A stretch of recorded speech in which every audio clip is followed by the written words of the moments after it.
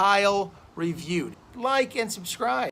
Hey guys, just finished watching Supergirl Season 5, Episode 8, The Wrath of Rama Khan. This episode was quite interesting, dealing a lot with the reveal, after last week's episode when Lena kind of entrapped Supergirl into the Phantom Zone and stuff, and we get a bit of teasers setting up Crisis at the end of this episode. I thought we'd have actually Pariah and stuff from the trailers. Pariah, we do a Pariah in here, but we thought we'd have Lila Michaels popping up, but we don't have that. But we do deal a lot with this episode with Lena and Supergirl and the trust issues going on there. So that's going to be quite interesting to see as to where things go. And obviously, it looks like they kind of, at the end of this episode, shelve it for after Crisis and stuff. So that'll be quite interesting to see as to where things kind of go with that storyline there. It's going to be interesting to see that. And I like the way things went. And then the storylines here from, the acting that we got to see from Melissa Benoist and Katie McGrath there was just kind of really good acting, and this time was a little bit more Melissa Benoist's time to shine, and it was a really good moment, but that last episode that we had, that moment we had last episode when Katie McGrath really got to let it loose and stuff, and it was way more more emotional there, even though Melissa Benoist did a very good job. There's just a amazing scene, so nothing tops anything that scene from last episode when they had to do that. When Lena revealed her evil plan type thing, that she was going to take down, get revenge somewhat on Supergirl type thing. So that was really cool in last week's episode, and they finish it up, do a little bit of it.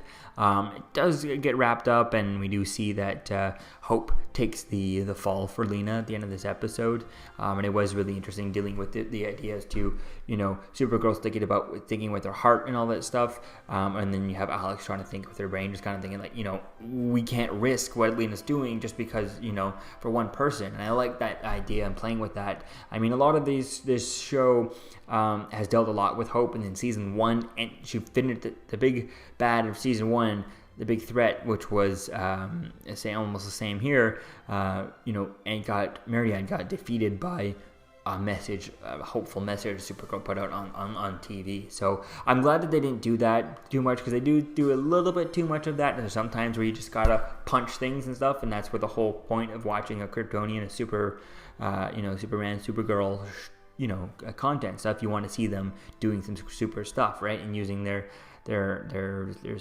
powers, right? So I think that was really kind of cool dealing with that. Some of the special effects looked a little bad and stuff, especially some of the Rama Khan stuff when he was using his powers, and the stuff in the background. It just looked very obviously CGI and didn't look believable. Nothing super laughable bad, except for that water volcano there. Just didn't look believable. It looked okay for what it was, but it didn't, it didn't look seamless, anything like that. But this, just the budget of these shows, which disappoints me, because I think all these shows would be so much better as if they could have a full-on, expensive budget, and maybe make these Crisis things a full-on movie budget would be awesome. But there's no way we're going to get that here. So it is what it is, but it's just disappointing. So otherwise, it's very good acting and stuff. I'm excited to see as to where things go. The Andre Rojas storyline looks like it's slightly wrapped up. We'll have to wait and see as to where things go there. We didn't get anything in William Day in this storyline. No Kelly Olsen, no Nia Null, so that's going to be interesting to see as to where things go. I imagine Nia might have some involvement in the crossover. I mean, she does have powers. She seems to have unlimited powers every time they go to use her, so we'll have to wait and see as to where things go. It was really cool seeing Lex Luthor back at the end of this episode. That was really cool. It's going to be cool to see as to how he's involved in the crossover. And if I'm not mistaken, Lena's supposed to be involved in the crossover, so that'll be interesting to see as to how things go, and how the relationship's going to be with her and Supergirl to be able to work together. But obviously, it makes sense.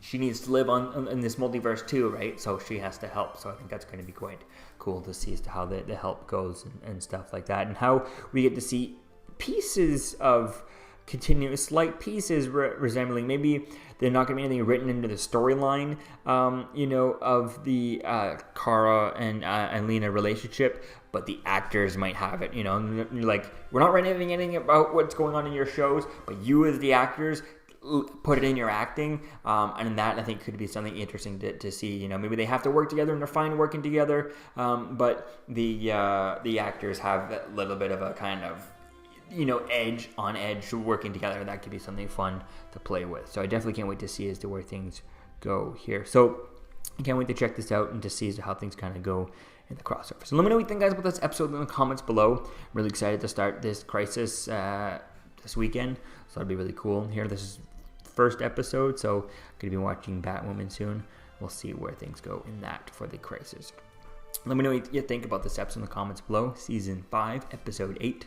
I'll see you guys in the next video. Peace.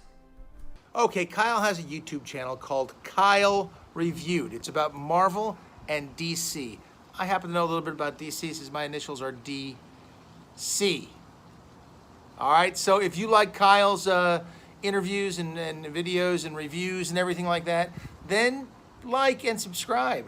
If you don't like them, well, maybe you're just not a comic book fan.